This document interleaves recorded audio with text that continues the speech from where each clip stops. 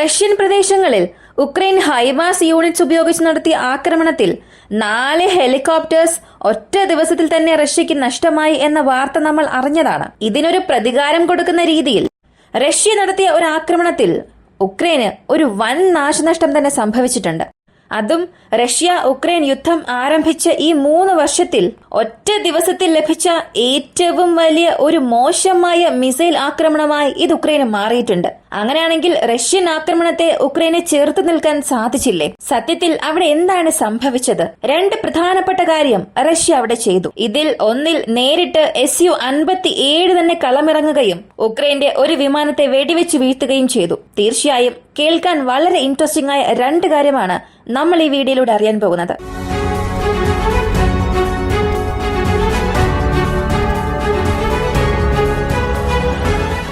ആദ്യമായി നടന്ന സംഭവം സാബ്രോസേഷ്യ മേഖല മുറിച്ചുകടന്ന് ഇതുവരെയും റഷ്യ പുരോഗമിച്ചിട്ടില്ല എന്ന് നമുക്ക് അറിയാവുന്ന കാര്യമാണ്. എന്നാൽ ഇന്നലെ രാത്രി നടന്ന ഒരു സംഭവത്താൽ ഈ ബാറ്റിൽ മാപ്പ് തന്നെ ഒരല്പം മാറിയിട്ടുണ്ട്. അതിന്റെ പ്രധാനപ്പെട്ട കാരണം ഉക്രൈന്റെ എയർ ആർസണലിനെ സംബന്ധിച്ച് MiG-29 വിമാനങ്ങൾക്ക് പ്രധാനപ്പെട്ട ഒരു സ്ഥാനം തന്നെ ഉണ്ട്. കാരണം 2022 ഫെബ്രുവരി മാസം വരെയും 40 വിമാനങ്ങൾ അവരുടെ പക്കൽ ഉണ്ടായിരുന്നു. റഷ്യ ഉക്രൈൻ യുദ്ധം ആരംഭിച്ചതിനു ശേഷം ഇതിൽ പല മാറ്റങ്ങൾ സംഭവിച്ചാലും കഴിഞ്ഞ 6 മാസത്തെ കണക്കെടുത്ത് നോക്കിയാൽ 14ലധികം MiG-29 വിമാനങ്ങൾ വെടിവെച്ച് വീഴ്ത്തിയിട്ടുണ്ട്. ഇതിനെ കൂടുതലായും റഷ്യ നശിപ്പിച്ച രീതി എയർ ഡിഫൻസ് സിസ്റ്റത്തെ ഉപയോഗിച്ചും ചില സ്ഥലങ്ങളിൽ വിമാനങ്ങളിൽ നിന്നും അയക്കുന്ന മിസൈൽസ് വഴിയും നശിപ്പിച്ചിട്ടുണ്ട്.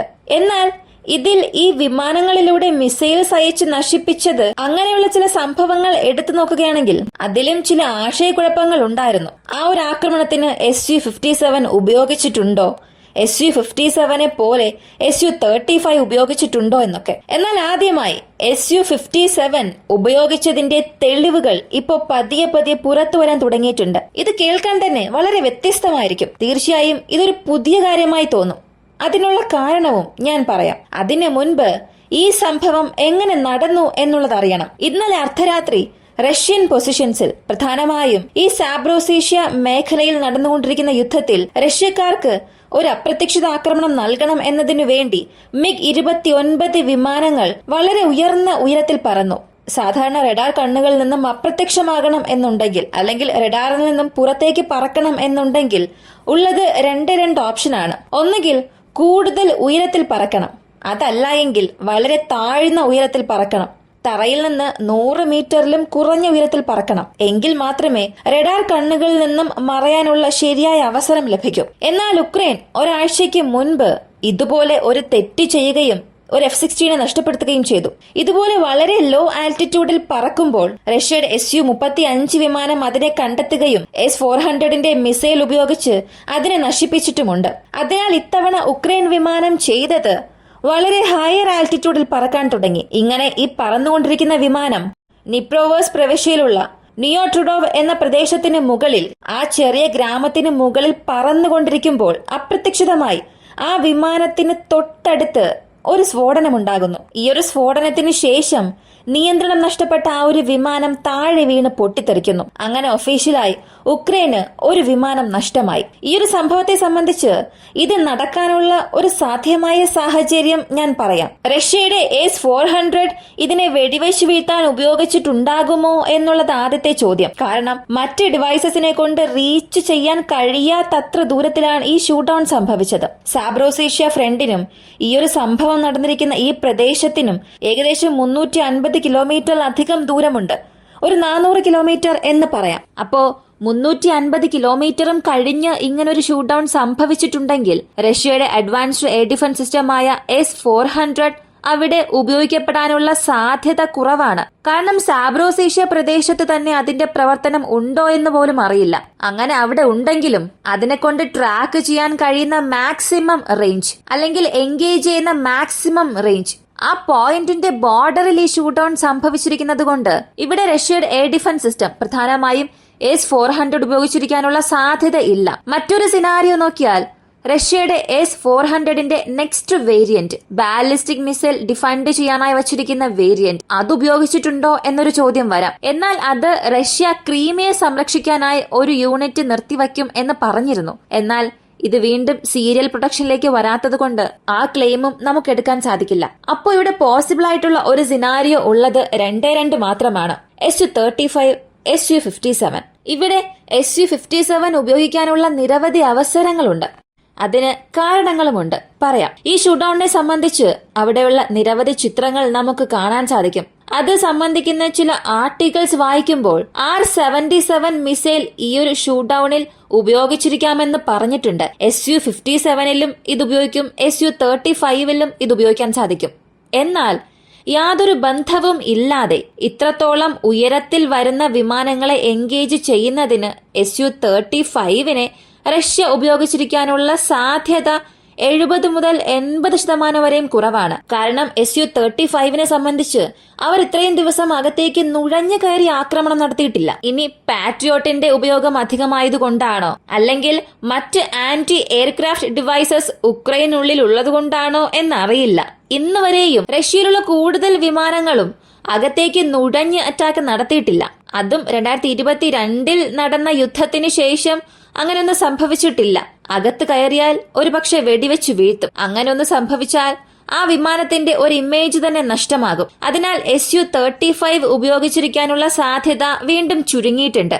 അങ്ങനെയാണെങ്കിൽ ഇവിടെയുള്ള ഒരേയൊരു സാധ്യത SU-57ന്റെ ഉപയോഗം മാത്രമാണ്. അതും ഈ R-77M വേരിയന്റ്. ഇത് SU-57 വിമാനത്തിന്റെ ഇന്റേണൽ വെപ്പൺസ് ബേയിൽ ഫിറ്റ് ആകുന്ന രീതിയിൽ സ്പെഷ്യലായി നിർമ്മിച്ചിട്ടുള്ള ഒരു മിസൈലാണ്. അതും ഇതിന്റെ മാക്സിമം റേഞ്ച് R-37M പോലെ വളരെ ബിയോണ്ട് വിഷ്വൽ റേഞ്ചിൽ തന്നെ ഒരുപാട് ദൂരം ചെന്ന് ആക്രമിക്കാൻ കഴിവുള്ളതൊന്നും അല്ല. ഇതിന്റെ maximum target and attacking range എന്നത് തന്നെ വെറും 55 മുതൽ 80 കിലോമീറ്ററിനുള്ളിൽ മാത്രമാണ്. ഒരുപക്ഷെ SU-35 അകത്തേക്ക് വന്നാലും ഉക്രൈൻ ഗ്രൗണ്ട് ബേസ്ഡ് റേഡാർസിലോ ഉക്രൈന്റെ എയർക്രാഫ്റ്റ്സിന്റെ റേഡാർസിലും ഏതെങ്കിലും ഒരു സ്ഥലത്ത് SU-35 അകപ്പെടും. അങ്ങനെ അല്ലെങ്കിൽ ഇപ്പോ അവർ അപ്ഗ്രേഡ് ചെയ്തു വെച്ചിരിക്കുന്ന MiG-29 അതിന്റെ റേഡാർസിലും അതിന്റെ ഇലക്ട്രോണിക് വാർഫെയർ യൂണിറ്റ്സിലും ഈ SU-35നെ കൗണ്ടർ ചെയ്യാനായിട്ടുള്ള അത്രയും സംവിധാനങ്ങളുണ്ട്. കാരണം നാറ്റോ സ്റ്റാൻഡേർഡിൽ അത്രയും വിമാനങ്ങളെയും അവർ അപ്ഗ്രേഡ് ചെയ്തിട്ടുണ്ട്. അപ്പോ ഈ റഡാറുകളിലും അകപ്പെട്ടിട്ടില്ല. പെട്ടെന്ന് ഒരു മിസൈൽ വന്നവിടെ ആക്രമിച്ചു എന്നുണ്ടെങ്കിൽ ഒരേയൊരു ഓപ്ഷൻ മാത്രമാണ്, അത് SU-57 തന്നെയാണ്. അതും ഈ ഒരു വേരിയന്റിൽ ഒരു മിസൈൽ ഉപയോഗിച്ചിട്ടുണ്ടെങ്കിൽ തീർച്ചയായും അവിടെ 99% SU-57 ഉപയോഗിച്ചിരിക്കാനുള്ള സാധ്യതയുണ്ട്. ഇതാണ് ഒരു വശം. ഇനി അടുത്ത വശത്ത് ഇതേ ദിവസം തന്നെ ഇതുപോലെ മറ്റൊരു സ്ട്രൈക്കിൽ 2 പ്രധാനപ്പെട്ട എയർബേസസിൽ റഷ്യ അവിടെ റിവെഞ്ച് ആക്രമണം നടത്തി. ഇതിപ്പോ വലിയൊരു കാര്യമായി മാറിയിട്ടുണ്ട്. അടുത്ത 2-3 ദിവസത്തേക്ക് ഇതൊരു വലിയ ടോപ്പിക്കായി തന്നെ മാറും. ഉക്രൈൻ മാധ്യമങ്ങൾ ഇതിനെ വലിയ രീതിയിൽ സംസാരിച്ചില്ലെങ്കിലും റഷ്യ ഉക്രൈൻ ടോപ്പിക്കിൽ തീർച്ചയായും ഈ 2 എയർബേസ് വീണ്ടും ഒരു ചർച്ചാ വിഷയമായി തന്നെ മാറും. ആദ്യമുള്ളത് യവോറിവ് എയർബേസ്, രണ്ടാമതായി ഉള്ളത് ബിലാസഖവ എയർബേസ്. ഇതിൽ യവോറിവ് എയർബേസിനെ സംബന്ധിച്ച് പോളണ്ട് ബോർഡറിൽ നിന്നും വെറും 30 കിലോമീറ്റർ ദൂരത്തിലുള്ള ഒരു ഉക്രൈന്റെ വളരെ ലാർജസ്റ്റ് മിലിറ്ററി എയർബേസ് ആണ്.